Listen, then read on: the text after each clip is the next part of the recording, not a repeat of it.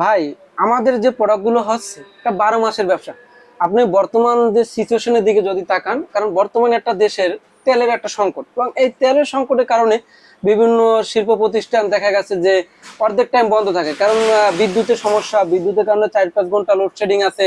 তারপর তেলের ঘাটতি দেখা গেছে, অনেক আইটেম, অনেক যারা রাইডার গুলো আছে, যারা আপনার হুন্ডা ই করতে পারতেছে না, চালাইতে পারতেছে না, সিএনজি চালাইতে পারতেছে না, কারণ কি তেলের সংকট। তারা যদি এই ব্যবসা উদ্যুক্ত হতে চাচ্ছে তাদেরকে আমি স্বাগত জানাই, কারণ আমাদের এই ব্যবসা হচ্ছে এমন আইটেম যেটা 12 মাসের ব্যবসা। কারণ এটা চলে সকল জায়গায়, এমন কোনো দোকান নাই, প্রতিষ্ঠান নাই যেখানে মাজুনি আইটেম, সুপারগুলো আইটেম, ওয়ান টাইম রেজার আইটেম এগুলো চলে না। তো আমাদের কাছে যে 4-5টা আইটেম আছে, এটা দিয়ে যদি একটা উদ্যোক্তা ব্যবসা করতে চাচ্ছে, মাসে 50+ টাকা ইনকাম করতে একদম ইজিলি ব্যাপার হয়ে যাবে। এবং যারা মধ্যপ্রাচ্যের দেশে যেতে চাচ্ছে, বাইরে যেতে চাচ্ছে, তাদের উদ্দেশ্যে সবসময় বলি, ভাই এসকে ব্র্যান্ডের একটাই পরামর্শ হচ্ছে, আপনি বাইরে না গিয়ে পরিবারের পাশে থেকে, আত্মীয় স্বজনের পাশে থেকে, বাবা মার পাশে থেকে আপনি 4-5 লক্ষ টাকা যদি দেশে একটা ব্যবসা বাণিজ্য শুরু করেন, সেখানেও আপনি লক্ষ টাকা প্লাস ইনকাম করতে পারবেন যদি আপনি পরিশ্রমী হয়ে থাকেন। ভাই, বিদেশে যে কেউ বসে থাকে না, বিদেশে যে পরিমাণ পরিশ্রম, যে পরিশ্রম করেন আপনি, ওই পরিশ্রম যদি আমি মনে করি যে দেশে করেন, 1 লক্ষ টাকা ইনকাম করা একদম ইজি ব্যাপার হয়ে যাবে। কারণ আমরা দেশে ওই পরিমাণ পরিশ্রম করি না নিজের কাজকে।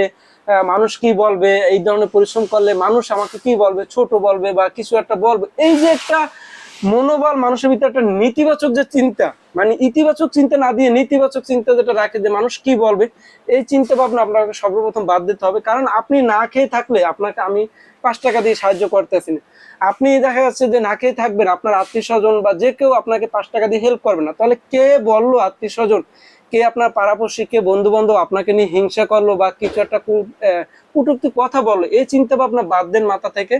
আপনি কিভাবে এগিয়ে যাবেন, কিভাবে আপনি এগিয়ে যাবেন। আপনি ভাই ফুটপাতে চা বিক্রি করেন, তাতে আপনাকে কে হাসলো বা হাসাইলো এটা আপনার চিন্তা ভাবনা করেন। আপনি ফুটপাতে যদি একটা চা বিক্রি করেন, ফুটপাতে একজন চাওয়ালা এবং সিগারেটওয়ালা মাসে দৈনিক যদি 1500 টাকা ইনকাম করতে পারে, আপনি হাসলে কি হবে? আপনি টাই শু শার্ট পরে যদি বসে থাকেন দৈনিক 1 টাকা ইনকাম না করে, আর ওই যে চাওয়ালা এবং সিগারেটওয়ালা যদি দৈনিক 1500 টাকা ইনকাম করে, তার চেয়ে কিন্তু তার চাওয়ালা এবং সিগারেটওয়ালার দাম বেশি। কারণ টাকা না থাকলে এই জগতে কোনো সম্মান নেই, টাকা না থাকলে এই জগতে কোনো মূল্য নেই।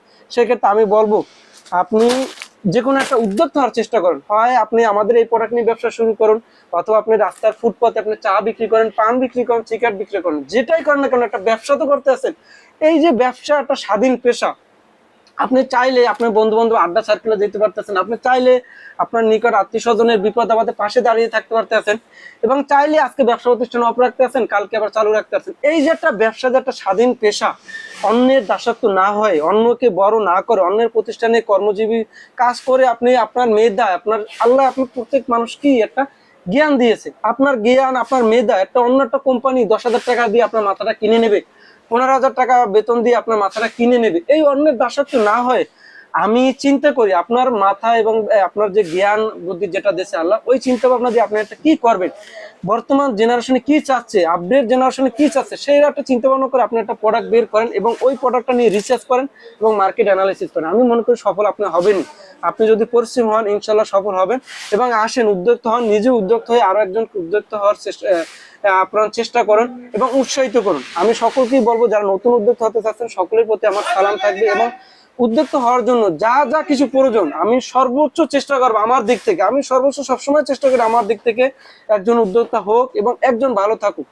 কিভাবে সে ব্যবসা আসতে চায়, সে যদি আসতে চায়, আমি সবসময় সাপোর্ট করি। তো সকলকে বলবো, সবার সুস্বাস্থ্য কামনা করি। যে যেখানে আছেন ভালো থাকবেন, সুস্থ থাকবেন। আসসালামু আলাইকুম।